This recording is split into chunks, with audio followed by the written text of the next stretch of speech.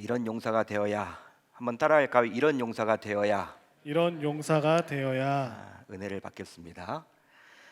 자, 여러분 드디어 다윗이 이스라엘 왕으로 세워지게 되었습니다. 물론 사무엘하 2장을 보게 되면 사울 왕이 블레셋 전쟁에서 죽은 이후에 유다의 장로들에 의해서 다윗은 왕으로 세워졌어요.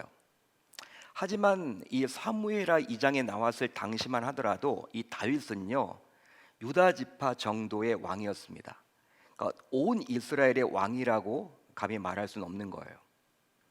여러분 지파의 왕이지 전체 이스라엘 왕이라고 부름받지는 못했죠. 하지만 이제 7년 6개월의 세월이 흘렀어요. 7년 6개월. 그 결과 다윗은 이제 헤브론에서 공식적인 이스라엘 왕으로 세워지게 되었습니다. 자, 어디에 나와 있느냐? 자, 11장 3절을 보면 이렇게 나와 있죠. 11장 3절 우리 한번 같이 읽어봅니다. 시작.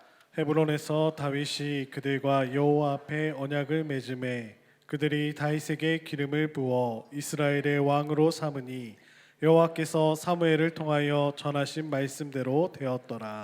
자, 이렇게 다윗이 이스라엘 왕으로 세워지게 된 시점, 이 시점은 바로 다윗이 사무엘 선지자로부터 처음 이스라엘 왕으로 세워지게 된다며 기름 부음을 받았던 시기로부터 무려 17년이라는 세월이 흐른 시점이었습니다.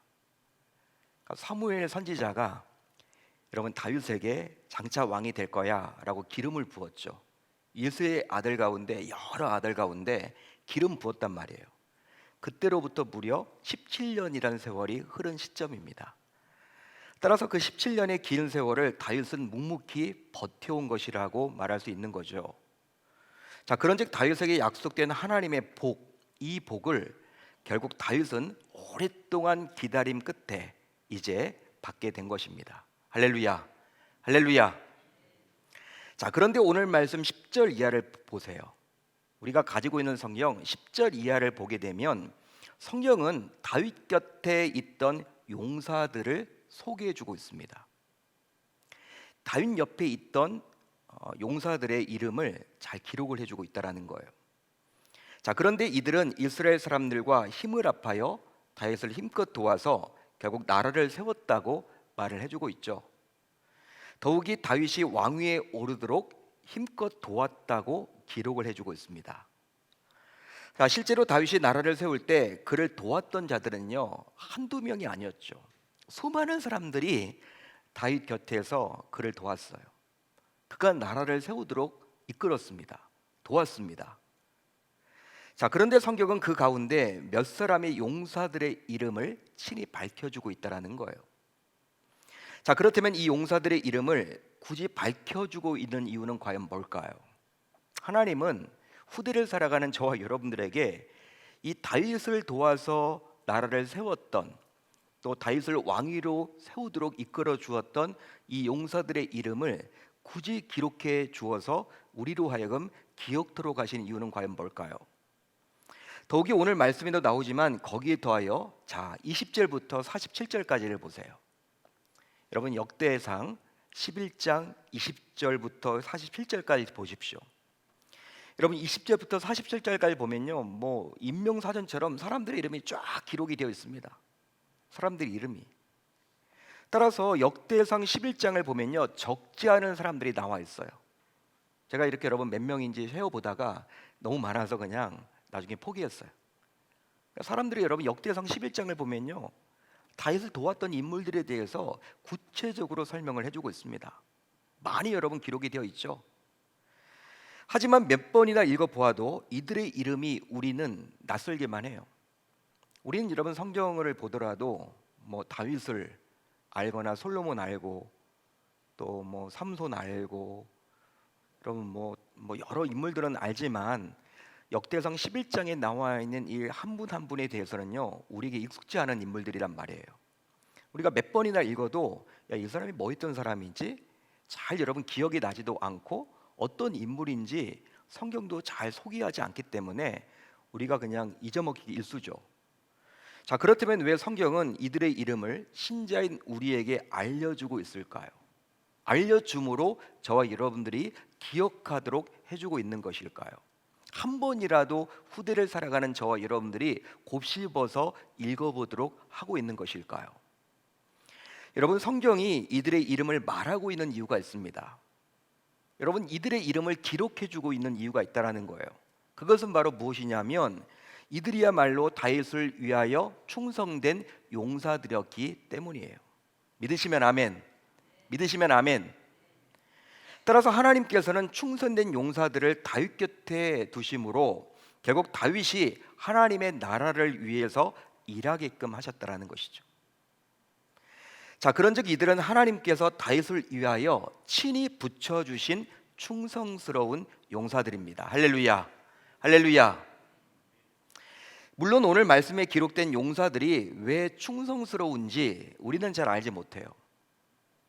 여러분, 성경은 잘 자세히 기록을 해주고 있지 않기 때문에 여러분, 한 사람 한 사람이 왜 충성스러운지에 대해서 우리가 알 수는 없어요. 자, 그렇지만 오늘 말씀에 기록된 몇 사람의 충성스러운 이유를 살펴보므로 모든 용사들 또한 왜 충성스럽다라고 할 수 있는지 조금이나마 알 수는 있겠죠. 아주 디테일하게 이 사람이 왜 충성스러운 자인가 우리는 알 수 없지만 오늘 말씀을 보게 되면 여러분, 그 사람이 왜 충성스러운지에 대해서 조금 이렇게 알려주는 사람들이 있거든요. 그 사람들의 면면을 보면서 이 사람들 대부분이 바로 이런 사람들과 비슷하겠구나라고 우리가 생각해 보므로 이들이 이런 이유로 하나님께서 충성스럽게 여겼다라고 볼 수 있다라는 것입니다. 자, 따라서 몇 사람을 이제 살펴보려고 하는데 우선 요압이라는 사람이에요. 한번 따라합니다. 요압. 자, 오늘 말씀 6절로 8절까지를 보세요. 우리가 읽진 않았지만 오늘 말씀 6절로 8절까지를 한번 여러분들이 눈으로 한번 읽어보시기를 바랍니다. 6절로 8절을 보게 되면 요압에 대해서 기록을 해주고 있는데요, 다윗은 왕이 된 이후에 예루살렘을 중심으로 나라를 통치하고 싶은 마음이 있었습니다. 그 이유가 바로 무엇이었냐면 예루살렘이 가나안 중심부에 있는 천혜의 요새였기 때문이죠. 여러분, 이성계가 이제 조선을 세운 다음에 이제 어디다 수도를 세우면 좋을까 이곳저곳을 다녀봤다 그러잖아요. 무학대사, 자기 친구인 무학대사를 동원해서 대전에도 가보기도 하고, 결국 여러분 한양에다가 이제 수도를 세우지 않았습니까? 고려의 수도는 개경이었죠. 개성이란 말이에요. 이제 천도를 했단 말이에요. 도읍을. 마찬가지로 이 다윗도 예루살렘을 중심으로 자기가 이제 왕위를 이끌어 가려고 했던 거예요. 그 이유는 바로 무엇이냐면 천의 요새예요. 천의 요새. 그러니까 방어하기가 쉽다라는 거예요. 여러분, 그래서 이제 지금까지도 이스라엘과 팔레스타인은요, 이 예루살렘을 서로 자기 영토로 삼으려고 막 뺏고 빼앗고 그 역할들을 지금까지도 하고 있죠. 예루살렘, 팔레스타인도 양보할 수가 없고 이스라엘도 양보할 수 없는 곳이 바로 이 어디입니까? 예루살렘이란 말이에요. 천의 요새, 방어하기가 쉬운 곳이죠. 하지만 당시 예루살렘은 이미 여부스 족속이 이렇게 획득해서 살고 있었던 곳이었어요. 여부스 족속이라고 가나안 족속 가운데 한 족속인데 그들이 대대로 그곳에서 살고 있었습니다. 자, 그렇기 때문에 다윗은 이들과 원만한 협상을 해서 예루살렘의 영토를 확보하려고 했죠. 자, 그러나 사무엘하 5장을 보면 알 수가 있지만 여부스 사람들은 다윗을 멸시하고 능멸했습니다. 자, 심지어 다윗과 그의 신하들을 가리켜서 어떻게 이렇게 모욕했냐면 소경과 절뚝발이라고 이렇게 불렀어요. 야, 소경이다, 절뚝발이다. 욕이죠, 여러분, 욕. 다윗에게 여러분 그런 욕을 한 거예요. 여부스 족속이. 그러니까 대화가 안 되는 거죠, 여러분. 자, 심지어 다윗과 그의 신들을 가리켜서 이렇게 욕을 했기 때문에 이제 다윗의 입장에서 보더라도 어떤 타협할 수 없는 상황에 처하게 되었어요. 결국 다윗은 여부스 사람들을 치고 예루살렘을 정복하고자 이제 예루살렘을 정복하는 자에게 우두머리와 지휘관으로 삼겠다라고 약속을 합니다. 이런 다윗의 말을 듣고 요압이라는 사람이 나서게 되어서 이 다윗의 이 한을 풀어준 거예요. 그래서 여러분 요압은 어떻게 되었느냐? 이제 군대 장관으로 승진하게 되었죠. 지금의 국방부 장관의 위치에 오르게 된 것입니다. 자, 여러분 한번 잘 생각을 해보십시오. 물론 요압이 개인적으로 우두머리와 지휘관이 되고 싶은 나머지 여러분 그렇게 여부수 사람들을 내쫓고 그것을 점령했다라고 우리가 볼 수도 있겠죠. 그렇지만 성경은 여러분 그렇게 말을 하고 있지는 않아요. 여러분 자기 욕심에서 그렇게 그 땅을 차지했다라고, 다윗이 약속한 것을 믿고 그렇게 차지한 것이라고 말을 하는 경우도 있는데, 여러분 성경은 그렇게 보시면 안 되고요. 바로 어떻게 우리가 좀 보셔야 되냐면, 요압은 자기 목숨을 걸고 여부수 사람을 치러 올라간 것이다. 그것은 바로 무엇이었냐면, 바로 개인적으로 우두머리와 지휘관이 되고 싶은 욕심도 있었겠지만, 그것보다는 바로 왕으로 세워진 다윗의 비전을 이루고 싶었던 충성스러운 용사였기 때문에 그렇게 한 것으로 우리는 살펴봐야 하는 것입니다. 그런즉 요압은 주인이 무엇을 원하는지 제대로 알고 충성했던 거예요. 그뿐 아니라 그 후에도 요압은 자기 주인인 다윗이 원하는 일에는 목숨을 아끼지 않고 힘을 보탰던 것이죠. 여러분 또 있습니다. 두 번째 사람이 또 나오는데 바로 엘르아살이라는 사람이에요. 한번 따라합니다. 엘르아살. 자, 오늘 말씀 12절로 14절까지를 보세요. 여러분들이 가지고 있는 성경 12절로 14절을 보십시오. 12절로 14절까지를 보게 되면 다윗이 바스담밈이란 곳에 머물고 있었습니다. 바스담밈, 발음하기가 좀 어렵죠? 자, 그런데 그곳에 주적인 블레셋이 갑자기 쳐들어옵니다. 이 블레셋은요, 어떻게 해서든지 이스라엘 백성들을 괴롭혔어요. 여러분 주적이죠, 주적. 한마디로 그렇게 여러분 괴롭혔던 민족입니다. 근데 갑자기 여러분 다윗이 있는 곳에 쳐들어온 거예요. 자, 그러자 여러분 이 블레셋이 쳐들어온 이유가 있는데, 그것은 바로 무엇이었냐면 그곳에 있던 보리밭을 점령해서 식량을 빼앗아 가기 위함이에요. 하지만 이스라엘 백성들은 블레셋이 쳐들어오자 도망가기에 급급했어요. 누구 하나 나가서 막아주는 사람이 없습니다. 여러분 식량을 다 빼앗기면 어떻게 됩니까? 여러분 어려워지죠. 나라가 힘들어지는 거죠. 지금 다윗이 머물고 있는 곳이 바로 곡창지대예요. 곡창지대. 여러분 보리밭이 지금 여러분 있는 곳이고 보리 추수 때예요. 여러분 그걸 가지고 이제 1년 동안 먹고 살아야 되는데 지금 뺏으러 온 거야, 블레셋이. 누구 하나 그런데 나가서 싸울 생각을 하지 않아요. 자, 그러나 오직 한 사람, 즉 엘르아살은 보리밭 가운데에 서서 이 블레셋과 치열하게 싸웠습니다. 그 결과 목숨을 걸고 싸운 이런 엘르아살 덕분에 다윗과 이 보리밭은 결국 블레셋에게 빼앗기지 않고 보호받게 되었죠. 할렐루야, 할렐루야. 여러분 모두가 도망치기에 급급했지만 보리밭 한가운데 서서 혼자서 끝까지 싸웠던 이런 엘르아살은 정말 충성스러운 용사라 감히 말할 수 있겠죠. 한마디로 그는 자신을 용사로 세우신 하나님의 목적을 너무나도 잘 알았기에 자신에게 맡겨진 사명을 다하기 위해서 자기의 목숨을 아끼지 않았습니다. 결국 그의 사명은 다윗과 백성들을 지키는 일이었죠. 다윗과 그 나라를 지키는 일이었어요. 그래서 이제 그는 이런 사명을 완수하고자 끝까지 충성했습니다. 믿으시면 아멘, 동의하시면 아멘. 또 있습니다. 또 있어요. 그뿐 아니라 3명의 용사들이에요. 자, 오늘 본문 15절로 19절까지를 보세요. 여러분들이 가지고 있는 성경 15절로 19절까지를 보십시오. 다윗이 15절로 19절까지를 보게 되면 다윗이 당시 어디에 있었냐면 아둘람 굴이란 곳에 있었어요. 굴 속에 지금 숨어 있는 것입니다.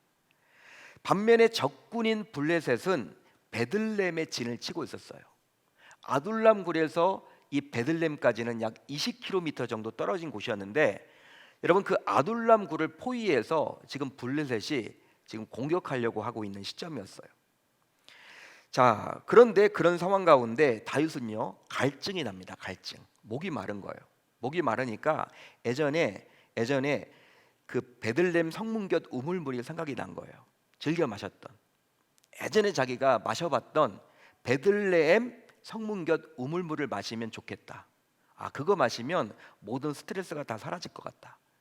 이렇게 지금 갈증이 나는데 야, 그때 마셔봤던 그 우물물 내가 기억이 난다. 여러분, 그래서 이 다윗이 옆에 사람들이 있지만 그냥 속삭이면서 베들레헴 성문곁 우물물을 누가 내게 마시게 할꼬라고 중얼거렸던 거예요. 베들레헴 성문곁 우물물을 누가 내게 마시게 할꼬. 자, 그런데 이런 다윗의 속삭임을 들었던 사람이 있었습니다. 그들이 바로 누구였냐면 그 옆에 있던 세 명의 용사들이었어요. 다윗이 여러분 속삭임으로 목마르다, 그때 내가 마셔봤던 그 우물물이 떠올라, 여러분 이렇게 정말 그냥 지나가면서 했던 말인데 이 세 명의 용사들이 어떻게 했느냐, 적진이 블레셋 진영을 뚫고 베들렘까지 무려 약 20km 이상을 달려서 그 우물물을 떠다가 다윗에게 바칩니다. 놀라운 일이에요. 다윗도 깜짝 놀라죠. 여러분 목숨을 거는 거예요.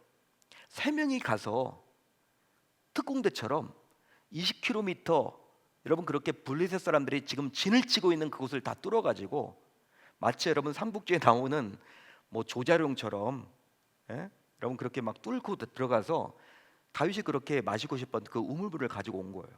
다음 날 다윗도 여러분 깜짝 놀라서 아니 이것을 내가 어떻게 마실 수 있겠느냐, 이건 내가 마시지 못하겠다라고 해서 하나님께 바칩니다. 하나님께 바쳐요. 여러분 이 세 명의 용사들은 과연 누구인지 정확하게 알 수 없어요. 성경은 말하고 있지 않기 때문에 누구인지 정확하게 알 수는 없지만 이름이 명확하게 기록되지 않지만 분명한 것은 무엇이냐면 다윗의 충성스러운 용사로서 자신에게 맡겨진 사명을 잘 감당했다라는 거예요. 자, 그러다 보니 자신의 주인인 다윗이 원하는 일이라면 그 일이 비록 물 떠오는 것 같은 지극히 사소한 것처럼 보이더라도 목숨을 걸며 최선을 다해서 충성스럽게 자신에게 맡겨진 일을 감당했던 것입니다. 할렐루야, 할렐루야. 그런즉 충성된 자는 우선 주님께서 무엇을 원하는지 정확하게 알고 충성을 다하는 것입니다. 즉 자신이 하고 싶은 것만 하지 않아요. 충성스러운 자는요, 주인이 원하는 것을 하지 자기가 하고 싶은 일을 하는 게 아니에요. 따라서 자신보다도 주님께서 원하시는 것을 일부러 찾아서 하는 자가 곧 충성스러운 자임을 우리 모두 알아야만 하는 것이죠. 또 있습니다. 충성된 자는 주인이 자신을 세운 목적을 온전히 알고 자신에게 맡겨진 사명에 이제 목숨을 건다라는 거예요. 따라서 지극히 사적인 목적이 아니라 자신에게 맡겨진 사명을 감당하는 것이죠. 더욱이 충성된 자는 주인을 위해서라면 자신이 손해를 보더라도 최선을 다합니다. 따라서 주인을 위해서 자신이 존재한다고 여길 줄 아는 것이죠. 한마디로 쉽게 말하면 충성된 자는 오히려 지금까지 살펴본 요압과 엘르아살과 세 용사처럼 자신에게 맡겨진 일이 설령 보잘것없이 보이더라도 자신이 섬기는 주인을 위해서 기쁨으로 감당해 나감을 이제 우리 모두 기억할 수 있어야 할 줄로 믿습니다. 물 떠오는 것처럼 별거 아닌 것처럼 보여도 주인이 그것을 원하기에 목숨을 걸고 해나갔던 이 세 용사처럼 여러분 요압도 마찬가지죠. 비록 여러분 자신의 생각처럼 다윗이 약속을 했기 때문에 예루살렘을 점령하는 자를 내가 우두머리로 세우겠다 그렇게 약속을 했지만 다른 사람들은 올라가지 않았거든요. 유독 요압만이 자기의 목숨을 버리고 다윗이 그것을 원하면 내가 그것을 한번 해보겠다라고 그렇게 여겼다라는 거예요. 엘르아살도 마찬가지죠. 블레셋이 여러분 쳐들어와서 모든 사람들이 다 도망가는 상황에서도 이 다윗을 지켜주었고 보리밭을 지켜주었던 엘르아살, 우리가 보기에는요, 이 사람들은 뭐 목숨이 한두 개도 아닌가 보다, 어떻게 그럴 수 있지? 어떻게 자기 목숨을 그렇게 쉽게 여겼지? 이렇게 생각하기 쉽지만 그렇지 않다라는 거예요. 자기 자신보다도 누구를 더 먼저 생각했다라는 거예요? 주인을 먼저 생각하고 주인이 원하는 일을 해나가는 것이 곧 충성스러운 자임을 이제 우리 모두 기억할 수 있어야 할 줄로 믿습니다. 사랑하는 성도 여러분, 나는 과연 어떤 사람입니까? 한번 생각을 해보자고요. 이 말씀을 듣고 있는 나는 과연 나는 과연 어떤 사람입니까? 스스로 보기에 나 자신에게 몇 점을 줄 수 있습니까? 여기 안수 집사님들이 계시는데 나 자신에게 몇 점을 주고 싶으세요? 몇 점? 100점입니까? 답을 못 하시네요. 여기 앉아 계시는데 나 자신에게 몇 점을 좀 주실 수 있을 것 같아요? 물론 가족 구성원들이 나에게 매기는 점수와 이제 직장 상사가 나에게 매기는 점수와 교회 동역자들이 나에게 매기는 점수는 분명히 다를 거예요. 가족들이 나에게 매기는 점수가 있을 것이고, 여러분들 어떤 직장을 다닌다면 직장 상사가 여러분들을 매기는 점수가 있을 것이고, 고가 점수라고 보통 이야기하죠. 여러분 동역자들이 여러분들을 평가하고 판단할 경우 여러분들에게 주는 점수가 분명히 다를 거예요. 같을 수는 없겠죠. 왜냐하면 직장에서 인정을 받고 있다면 그런 인정을 받기까지 어쩌면 가족이 희생을 당할 수도 있기 때문이에요. 여러분 그렇죠? 내가 직장에서 여러분 막 인정받는 사람들 보면요, 여러분 우리가 완벽할 수는 없잖아요. 가정도 잘 돌보고 직장을 향해도 잘하고 여러분 교회 생활도 잘한다. 우리가 여러분 이렇게 시간이 그렇게 우리에게 주어지지 않기 때문에 뭔가는 포기하기 때문에 뭔가는 또 인정받는 거예요. 그럴 수도 있다라는 것이죠. 또 교회에서 인정을 받고 있다면 그런 인정을 받기까지 어쩌면 가족과 직장 동료가 희생했을 수도 있기 때문이에요. 자, 그러기에 우리의 삶에서 만나는 모든 사람에게서 좋은 점수를 우리가 이렇게 맞이할 수는 없어요. 모든 사람에게서 좋은 점수를 우리가 받기가 쉽지 않다라는 거예요. 모든 사람에게서. 하지만 예수님을 하나님으로 믿고 섬기는 신자라면, 저 여러분들 모두 신자죠. 신자라면 신앙의 대상이자 참 주인이신 예수님에게서 좋은 점수를 받아야만 하지 않을까요? 여러분 어떻게 생각하십니까? 여러분 신자잖아. 우리가 신자라면 우리의 신앙의 대상인 하나님이신 예수님으로부터는 좋은 점수를 받아야만 하는 것 아닌가요? 비록 여러분 사람들에게 인정은 받지 못하더라도, 여러분 후한 점수를 받지 못하더라도 예수님에게서는 좋은 점수를 받아야 하는 것 아닌가요? 반응이 없으시네요. 저는 여러분 예수님에게서 좋은 점수 받고 싶거든요. 아마 여러분들도 마찬가지일 겁니다. 만약 예수님께서 여러분들 각자를 보신다면 과연 여러분들을 보시면서 예수님은 몇 점을 주실 것 같습니까? 실제로 예수님께서 여러분들 각자에게 야, 아무개는 충성스러워라고 좋은 점수를 주실 것만 같습니까? 더욱이 예수님께서는 무엇을 기준으로 신자인 우리를 평가할 것 같습니까? 예수님도 평가를 하실 거 아니에요. 우리를 여러분 볼 때 여러분 뭘 가지고 평가를 하실까? 생각해 보면 자신의 핏값으로 세워진 교회를 통해서 주신 직분을 잘 감당하느냐를 보시고 판단하지 않을까요? 여러분 교회를 통해서 우리가 직분을 받죠? 예수님께서 뭘 가지고 판단을 하실까? 과연 예수님께서 우리의 뭘 가지고 판단을 하실까? 자신의 핏값으로 세우신 교회에서 정말 주어진 그 직분을 어떻게 감당하느냐를 보시고 혹시 판단하지 않을까요? 전 그렇게 생각을 해봤어요. 아, 그럴 수도 있겠다. 아, 예수님은 충분히 그럴 수 있겠다. 즉 맡겨진 직분을 잘 감당하고 있는지를 보고 충성스럽다라고 말할지도 모르겠어요. 자, 그렇다면 이 말씀을 듣고 있는 여러분들은 과연 우리 주님으로부터 충성스럽다라고 이야기를 들을까요? 아마도 다음의 질문에 스스로 답을 해보시면 이 질문에 대한 답을 스스로 할 수 있겠죠. 몇 가지 질문을 드릴게요. 한번 여러분들이 답을 한번 해보십시오.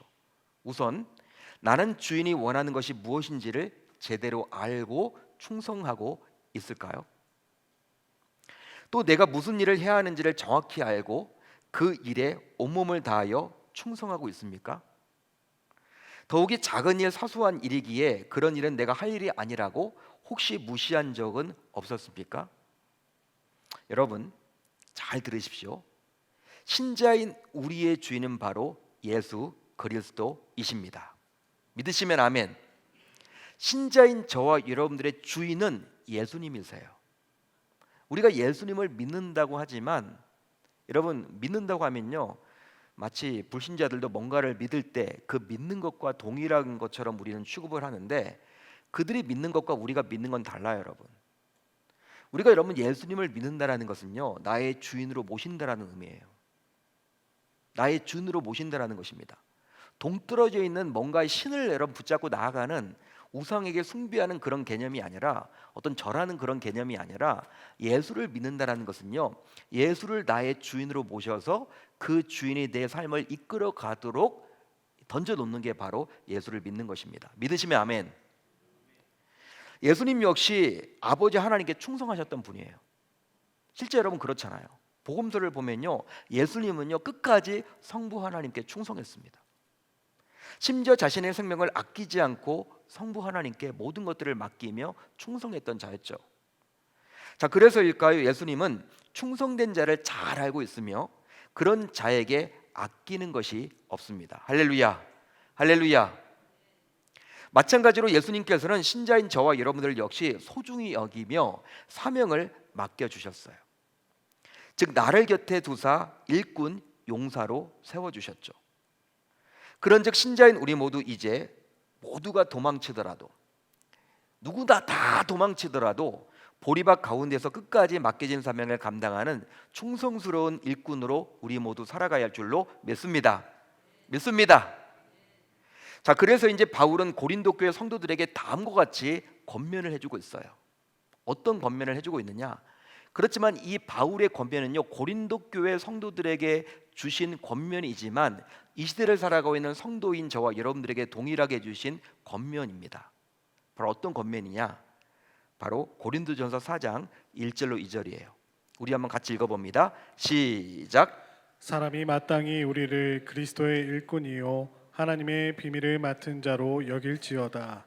그리고 맡은 자들에게 구할 것은 충성이니라. 아멘. 그리고 맡은 자들에게 구할 것은 충성이니라. 이 말씀은 바울이 1차적으로 고린도 교회 성도들에게 주신 권면이지만 이 시대를 살아가고 있는 교회 생활하는 저와 여러분들에게 동일하게 주신 권면이라는 거예요. 맡을 자에게 주어진 것이 무엇이다? 충성이다. 여러분, 이제 이 말씀을 들은 우리 모두 단순히 이제 교회만 다니는 그리스도인으로 남기보다는 오늘 말씀에 나오는 다윗의 용사들처럼 이제 우리 주님의 기억에 남는, 그래서 주님의 생명책에 이름을 남기는 충성스러운 일꾼으로 살아가야 할 줄로 믿습니다. 믿습니다. 실제로 때론 신앙생활을 하면서 또 교회 생활을 하면서 신자인 우리는 종종 충성되게 섬기는 본인을 바라보며 회의에 빠질 때가 있곤 해요. 어떨 때 회의에 빠지냐면, 다른 사람들은 안 섬기는데 내가 굳이 나 혼자 내가 뭐라고 이렇게 섬겨야 되는 거야? 다른 목사님들, 다른 장로님들, 다른 안수 집사님들, 다른 권사님들, 다른 서리 집사님들은 그렇게 열심히 안 하는데 나는 뭐라고 내가 그렇게 열심히 해? 어떨 때는요 막 손해 보는 것처럼 느껴지고. 여러분 교회 생활하면서 그런 거 느껴본 적 있잖아요. 내가 뭐라고, 다른 분들하고 같이 하면 좋은데 다른 분들은 그냥 손 놓고 있는데 나는 아무것도 아닌데도 불구하고 막 한단 말이야. 여러분 이런 모습 보면요 손해를 보는 것처럼 느껴질 때가 있단 말이에요. 때론 억울하기도 하고, 내가 미쳤나? 에? 나도 자녀가 있고 나도 시간이 없는데 내가 이렇게 섬기는 게 바르게 섬기는 건가? 여러분 충성스럽게 하면서도 막 영적 회의감에 빠져서 여러분 어떨 때는 하기 싫을 때가 있어요. 여러분 다 경험해 보셨죠? 예. 저도 여러분 부교육자 생활할 때 여러분 여러 교육자들이 있잖아요. 여러분 다른 분들은 안 하는데 굳이 내가 그렇게 뭘 해야 되나? 전 열심히 했거든요. 뭐든지. 진짜 여러분 저는요 맡겨진 것 이상으로 했거든요. 제가 여러분 찾아서 막 했거든요. 일을. 예? 그러니까 여러분 이게 더 맡겨지는 거야. 예? 여러분 담임 목사님들이 막 한 가지 일을 더 줘 막 하라고. 그럴 때 어떨 때는요 동일한 페이를 받으면서 사례비 받으면서 내가 굳이 이렇게까지 해야 되나? 나도 가정도 있고 나도 자녀들도 돌봐야 되고 내가 해야 할 일도 많은데 내 건강을 사가면서까지 다른 사람들은 안 하는데 내가 굳이 이렇게 해야 되나? 여러분 이렇게 막 느껴질 때가 있었단 말이에요. 아마 여러분들도 마찬가지일 겁니다. 아니 다른 분들은 동일한 권사인데 안 하는데 내가 굳이 이걸 해야 돼? 집사님들이 이렇게 많은데 내가 굳이 일을 해야 돼? 충성스럽게 하면서도 어떨 때는요 막 손해 보는 것처럼 막 하기 싫을 때가 있어요. 여러분 그럴 때가 분명히 있죠. 그렇게 여러분 영적으로 막 침체가 오고 영적으로 회의감이 들 때가 분명히 있습니다. 하지만 오늘 말씀을 잘 보시면요, 오늘 말씀을 잘 보시면 이런 영적 회의감에서 벗어날 수가 있습니다.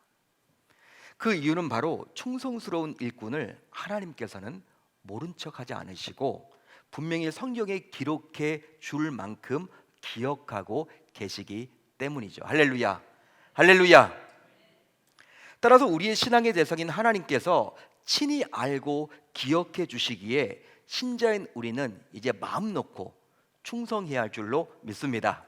믿습니다. 그러니까 우리가 할 일은 충성이에요. 여러분, 어떨 때는 여러분 손해 보는 것처럼 보여지고 교회 일 내가 다 하는 것처럼 느껴지고 원망도 되고 하기 싫은 생각이 들고, 하지만 오늘 말씀 보세요. 하나님은요 공짜가 없어요. 다 여러분 기록을 해주고 있습니다. 다 여러분들 기록을 해주고 있다니까요. 그걸 기록해서 우리로 하여금 알도록 해주고 있다라는 거예요. 우리는 여러분 다윗만 여러분 알고 있잖아요. 대부분 엘르아살이 여러분들 누구인지 잘 몰랐어요.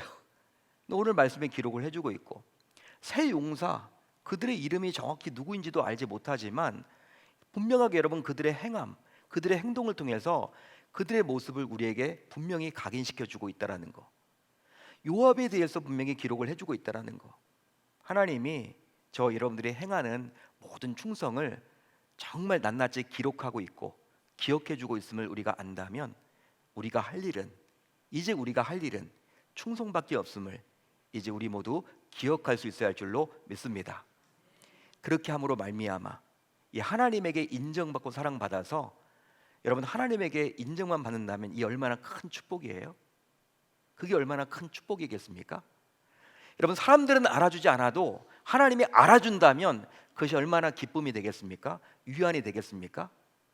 저와 여러분들 모두 오늘 말씀에 나와 있는 이 네마의 말씀을 붙드셔서 비록 힘들고 어렵고 나 혼자 하는 것처럼 보이고 손해를 보는 것처럼 느껴질지언정 우리가 할 일은 다른 것이 아니라 충성밖에 없음을 기억하셔서 우리 계명의 모든 권속들은 충성스러운 일꾼으로 자리매김하고 하나님께 인정받는 귀한 역사가 날로 일어날 줄로 믿습니다. 그렇게 해보겠다라고 다짐하고 결단하는 저와 여러분들이 다 되실 수 있기를 바랍니다.